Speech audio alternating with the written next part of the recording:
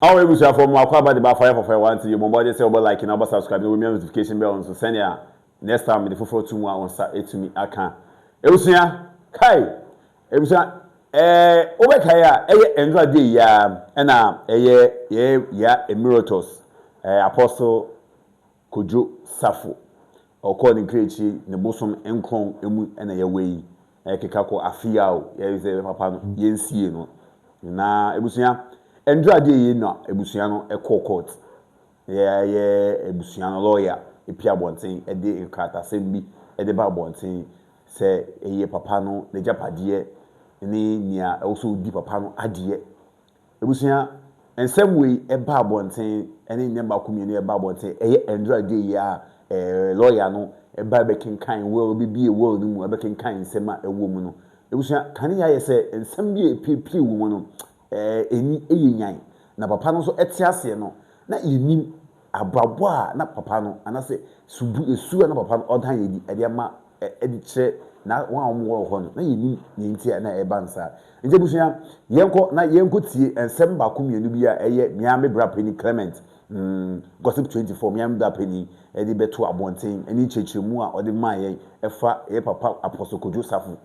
the world na ode ba abonten no na the world no according to the doctrine and say information and see a kind and say no it's about 13 pages. Yes,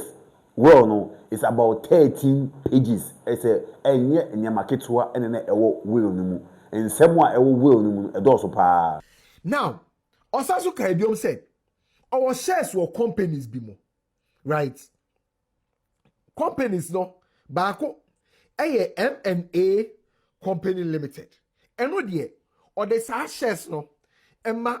nemba 6 no a me bo mudi no Kojo Safo Akofena nka ho e honorable Adwoa Safo Ruth Adwoa Safo Abraham Safo Rebecca Adwoa Safo Jokebedi Adwoa Safo ena Obed Kojo Safo omo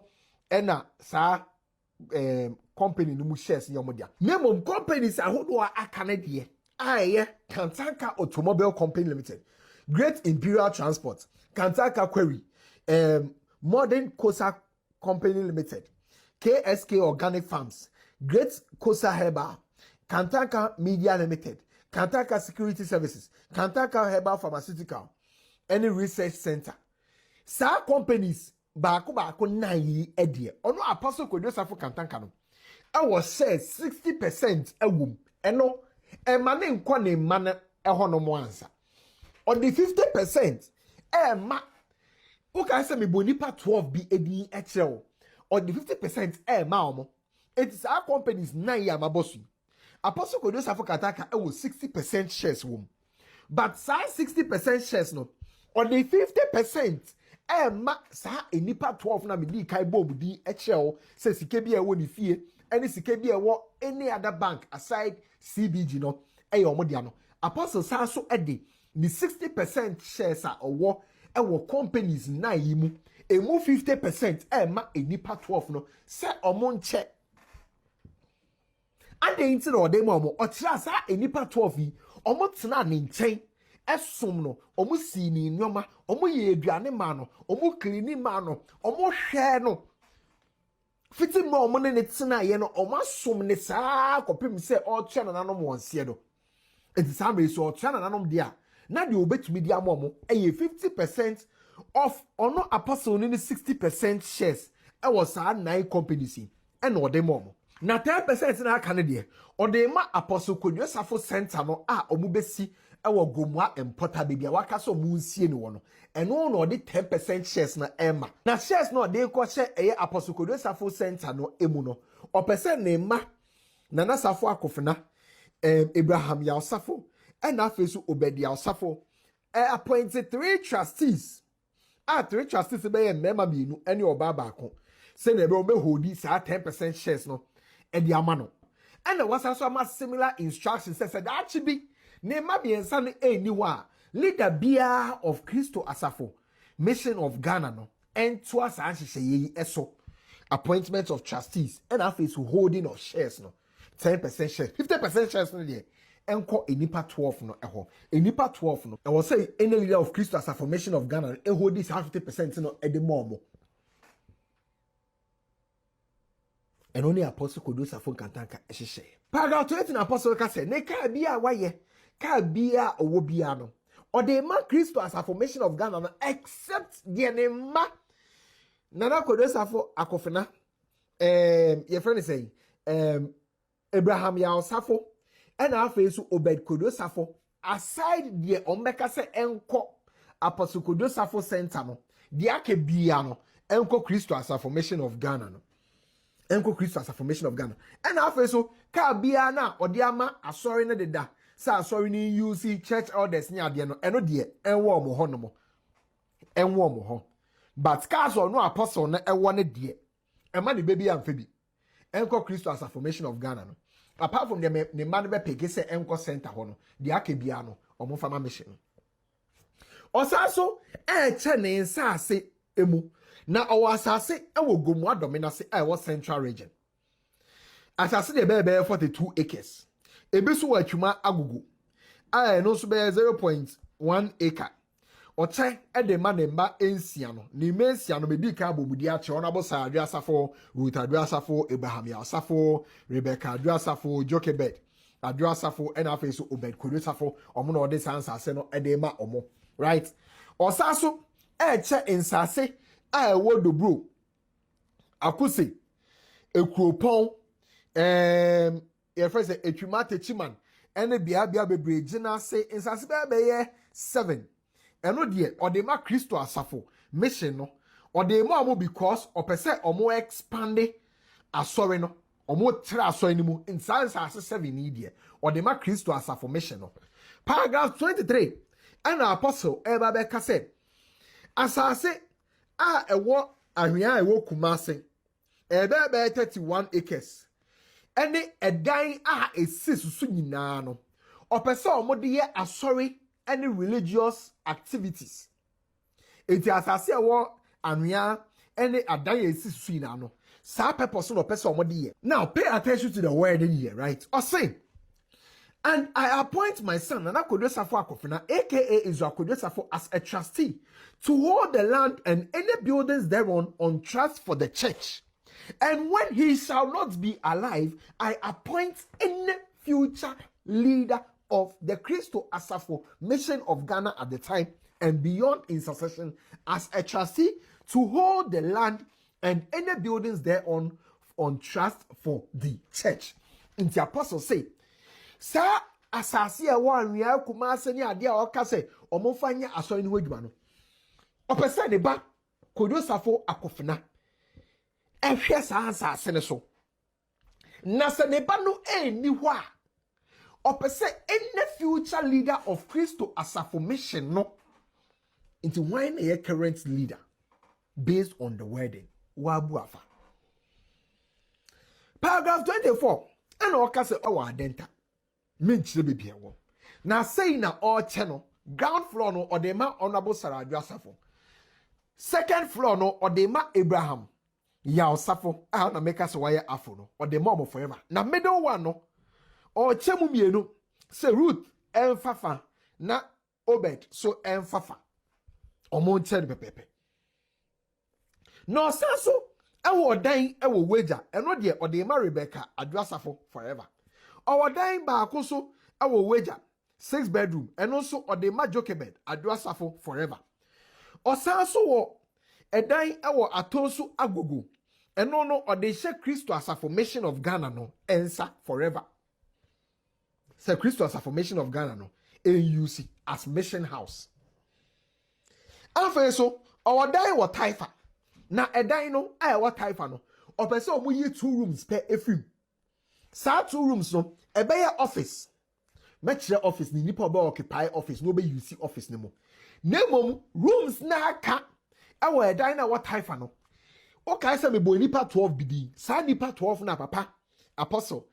e ka say 50% of the 60% shares what companies na emu omo fama no sa nipa 12 na me ka say any other bank account aside the CBG papa say omo fama no sa nipa 12 na me ka say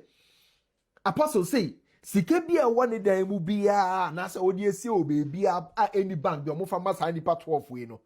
because nipa 12 no esom no esi ni nyoma ye aduane ni ade ma no sa nipa 12 we na apostle say ni fie na what type no omo yi 2 rooms efi rooms na aka ni na nipa 12 ne nche it is how fie na what type no apostle kira obi aye entitled to single and answer double rooms in fact obi kra anyam na say nipa ne wo na ope extra room na say extra room ya available omo fama no ebe ya say nipa no ene ne ba dia forever and ever na mum de da woni say wo so mo da suban padi ena afa so ni say obi ade ne mpena ana say ni kunu ba betena fie ho eye wo nipa na wodi ewo enipa 12 ni di mu no wo ena wo ye entitled to sa room no ewo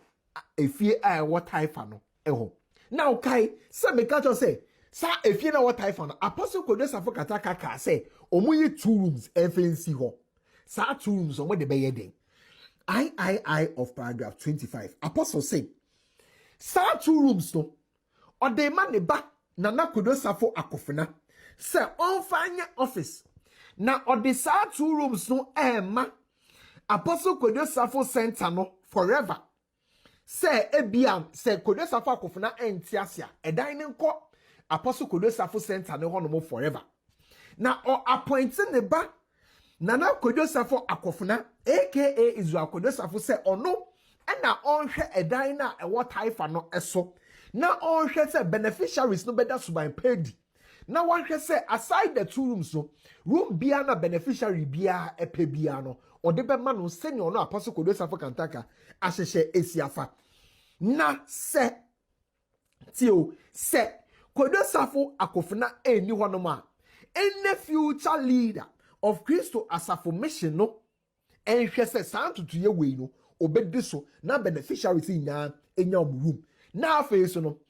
edan no mienu no osesa Akofena ni wa enko apostle kodo Safo center no ombedi so pepepepe eno ne wish but sa Akofena wo ho de Akofena fa sa 2 rooms so enya office ewo paragraph 25 I eho ena apostle kodo Safo KANTANKA eka sansem wi ewo paragraph 26 ena ochie mu se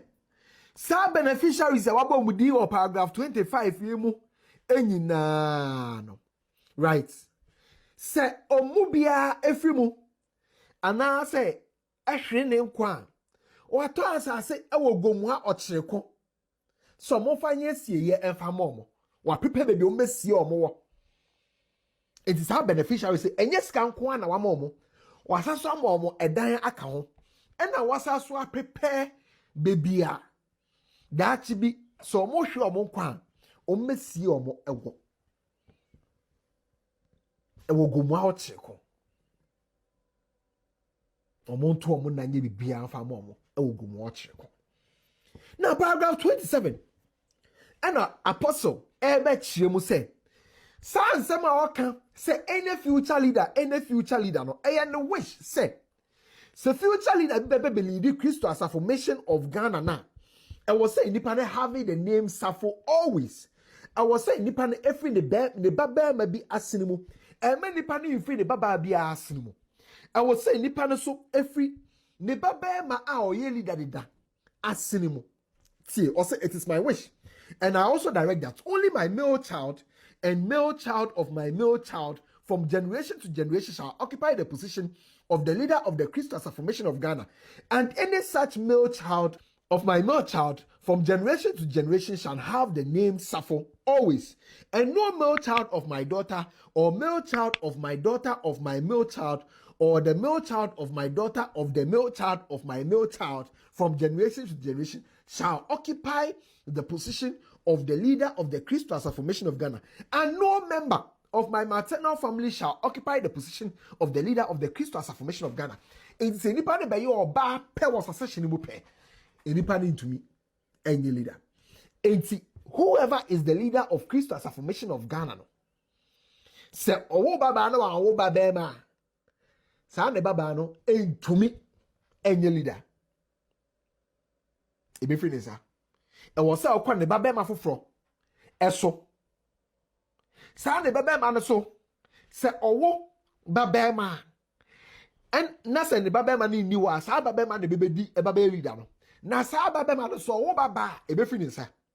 Akọ another babema. Eso. Sa what you say?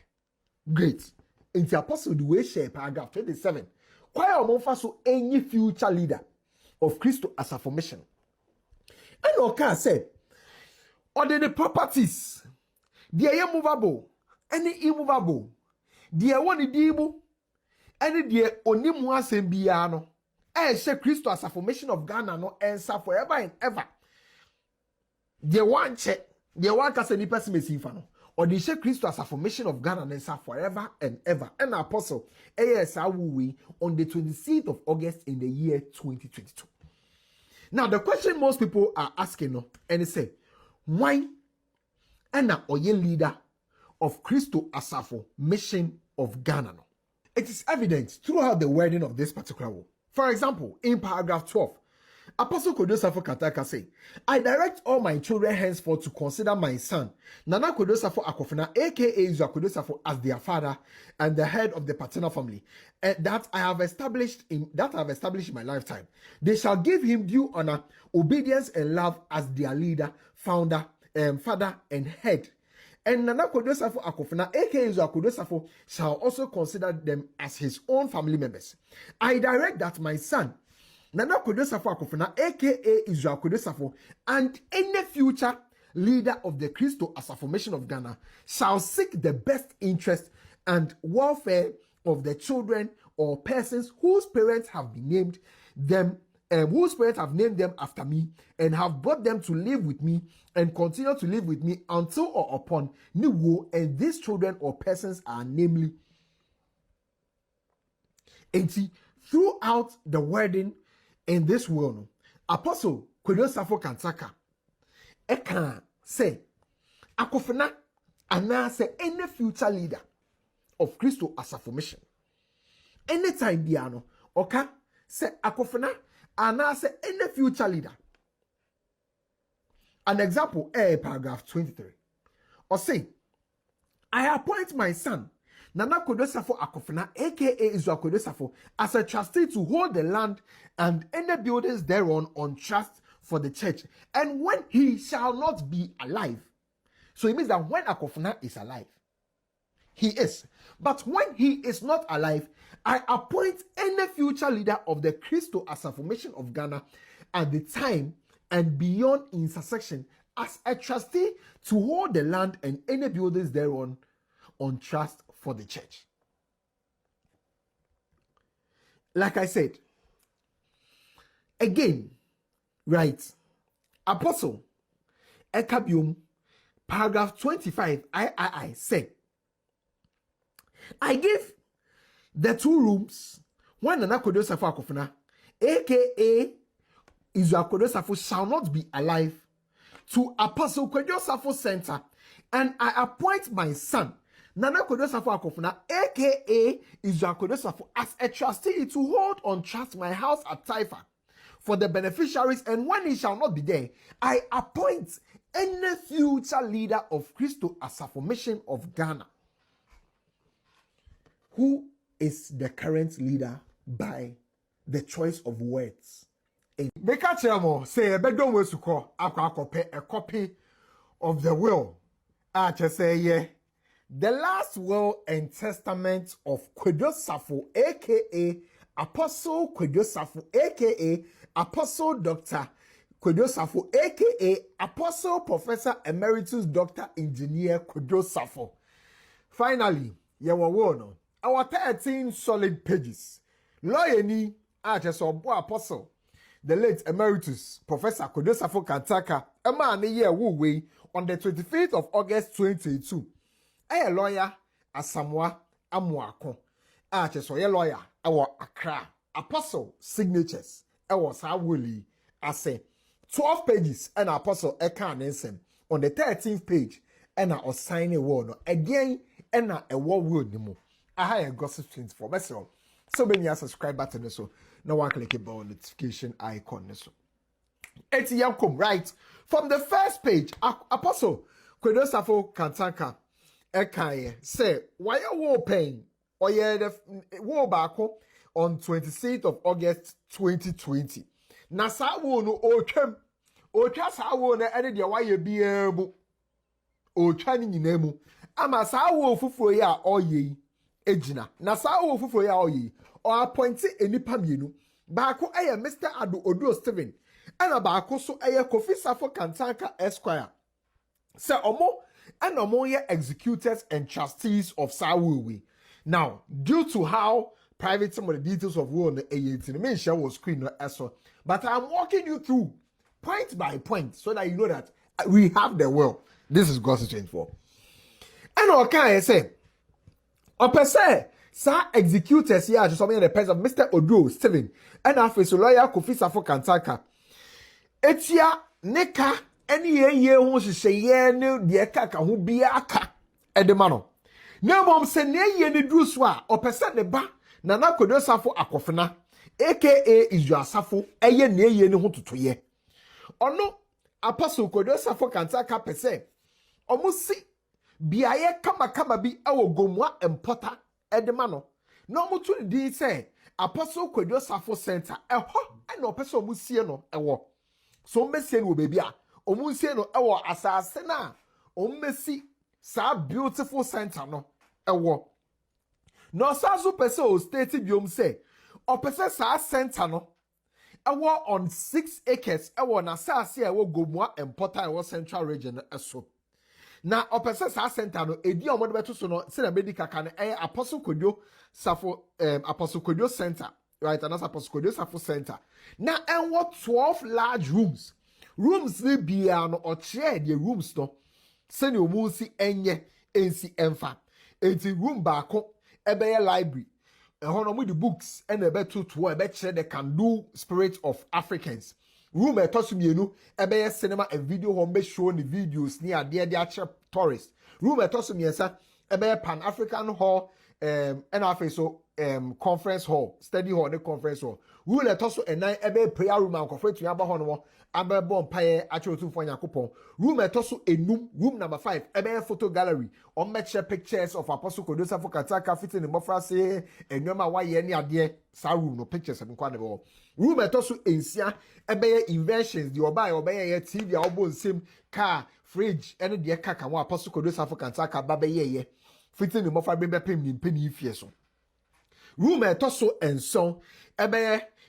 charity records room obi ama donation be towards the foundation or any donations from my year in time passing ebe koso aboa the charity missions ana esi de national room at also and what ebe room number 8 ebe baby on display eduana symbols ewo ahinie won sem ne ade ewo room at also and crown ebe restaurant just some organic food need the kaka ho ho no anko for bar ebe visit tourist sites no Apostle Kodo Safo Center ho no ma omenya bibi aka oma no room etoso edu ne even she see na no omeye wood crafts enti ne tractor ne excavator ne cars no omeye eduade ewo ho omeye carved wood of ne inventions ni na ewo ho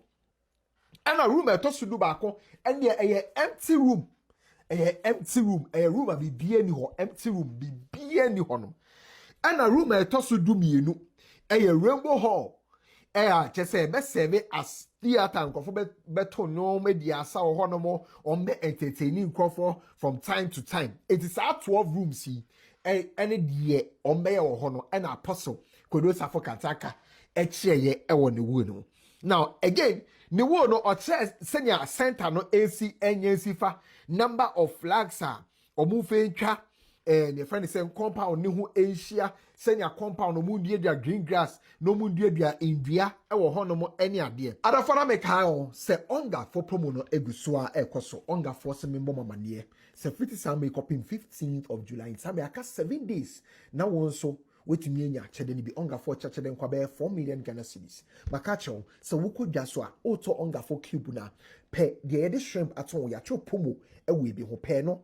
utobia na bobora person na unya 20 afato sanso na wuto seasoning powder ni bia pe de atro promo ewo ho no and also bobora person 20 and not 20 cube 20 wrappers of seasoning powder ni 20 ukabo mebe 40 fako any redemption site na wonso nsa ebeka achede a onga for channel ebi 50 sabe copy 15th of July 2026 it's center no Apostle Kodo Safo Kantanka echemu say ebawo in the hands of 3 trustees and after so not less than 30 staff members, right? Now, trustees no, ne ma no ebe appointed. Enti, ewa hase na Apostle Kodesu Safo Kantaka nemi ne ma emema miensa no se omo no mo appointed trustees no. Na omo employ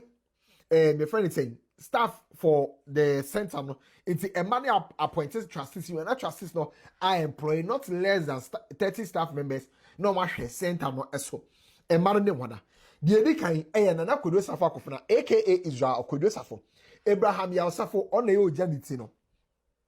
Ena Obed Kodesu Safo on a golden boy, young last member out that one. It's your money pa me and say, or me pa me and say, and on be appointed trustees no. Not trustees no are appointed staff members no. Now pay attention to the wording over here. Words are Apostle Kodesu Safo Kantaka AUC. Or say the trustees shall also employ. As for this part of the word, I'll show you, and other parts that are permissible, I'll show you. Also, the trustees shall also employ the staff of the center. And when Nana Kodesu Safo Akofena, aka Israel Kodesu Safo, Abraham Yao Safo, and Obed Kodesu Safo shall not be alive, I appoint any future leader of Christo Asafo Mission of Ghana at the time and beyond in succession to appoint trustees for the center. If the apostle says, "Nemba mi ense imu bi anyone no ma," or appointed said that should be obi oba ye leader of Christo Asafo Mission of Ghana no, and appointed trustees no, not trustees no enter the so. Pay attention to this wording. Good. And I'll say, or can say, ne ma side, and more be a few animal. Emfa nensa emma meka ono Apostle Kodesu Safo Kantanka nemu anase na eye hu tutuye o metumi aba eye ni bi ema obia mbedi eye ni mu se na ne ma Apostle Kodesu Safo Kantanka on pe bibia from the maternal side say o de no ba be for ni eye nhegu o ka biom say on pe state burial anase state funeral bia ene yakwa park ene ye state burial ya ma no on pe bibia sa enyame na meka o say I direct that I shall not be given or accorded any state burial or state funeral. Or Sanswa Kabiom say, Fiti Sam Ray Ekoi. Or person named Mano, and you now consider where point paragraph 10 of Newono, page number 3. Or person named Badi now consider na Kodesu Safo Akofena, aka Israel Kodesu Safo, as Omo Papa, and as the head of paternal family, no. I don't know why I established it throughout a lifetime. Na omonfa eni di esefata emfa mano. Na omumbu na Kodesu Safo Akofena as the leader, founder, father, and head of family no. Na Kodesu Safo Akofena so enhwe ebusuafo ne so as onu ankasa emma. Oka kire ne ba tie. Point number 11. O see I direct my son Nana Kodesu Safo Akofena, aka Israel Safo, and any future leader of the Christo Asafo Mission, and any future leader of the Christo Asafo Mission of Ghana shall seek the best interest and welfare of the children or persons whose parents have named them after me and have brought them to live with me and continue to live with me until upon Niwo, and those children or persons are namely. And if you have say, point number 11, Apostle Kodesu Safo Kantaka say, or the asodie bi toneba Nana Kodesu Safo Akofena eso. Say Nana Kodesu Safo Akofena and the any future leader of Christo Asafo Mission of Ghana na say, and kwala bi wo person ohwe omosoma no. It's Nana Kodesu Safo Akofena enhwe so and afa so future leader bi obeba da achi bia no enhwe sa enkola yi so enfa emma no enkola ne wana obobobudi ya asafoa ya ne papa pastor Kwabena ya asafoa ne papa Mr Alexander Adwoa asafoa friend Atapeni Adwoa asafoa friend Atakakra ya asafoa friend Tewia, right? We na Apostle Kodesu Safo Kantaka ebodi wom efi asafo a friend Atapeni efi asafo a friend Atakakra Adwoa asafo a friend Tewia Adwoa asafo a Mr Kwame ba inana ya asafo a Mr Yao ba Adwoa asafo a Adwoa nyame serew ena afi so inshiraba ya asafo sa enkwalai Apostle Kojo Safo Kantaka ebomdi and or per se Kojo Safo Akofena ehwe so emano and after so any future leader that means a current leader near hwana according to the world financial good to him. Now Apostle Kojo Safo Kantaka point number 12 ne wo ni mu ka say opese sike bia ombehu won ho sike bia wo safe mu sike bia odi esie wo bebia eye ono Apostle Kojo Safo Kantanka no edie bia no omonfa ma sa ankola ya mebom din from A B C D E F G H I J K L omo nipa 12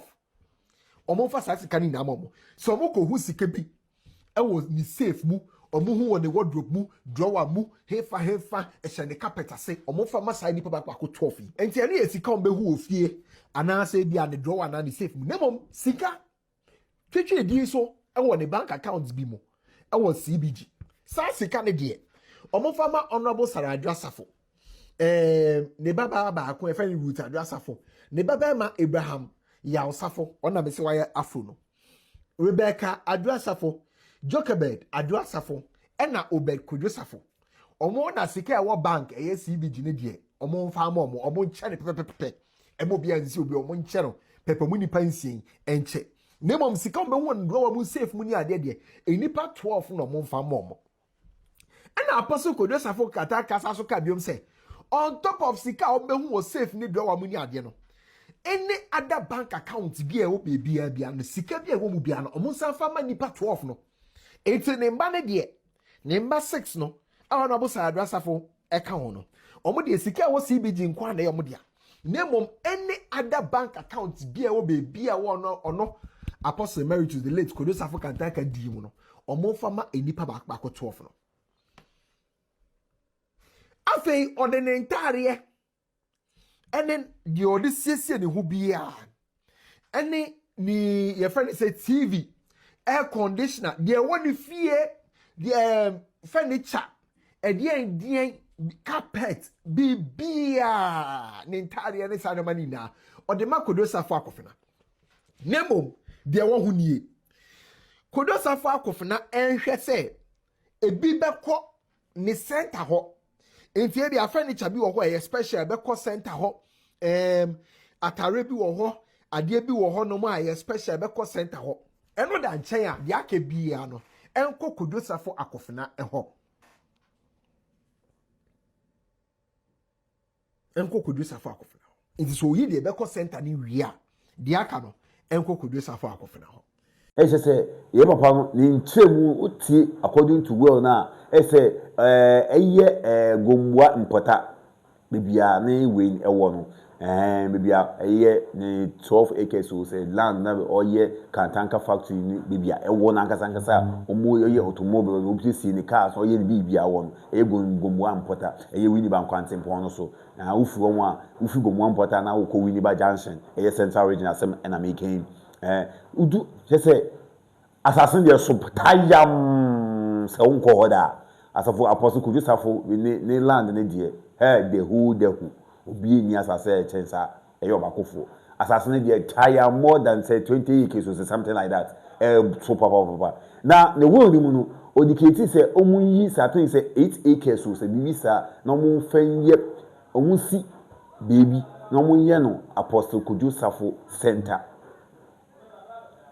Apostle Kojo Safo Center na oche kwan a omun fancy sa center no they say omun ye into the 12 rooms oma 12 rooms emblem na o hwemu onchechi mu a ocheche bibia se bia ye be ni photography ni biography bi se bibia o tesi eni bibia na hyase bibia TV ni na se che se enyensem keto a o kekan enya na eyina ebi msemba ku mi ni bi ekokọ so na utumi hu se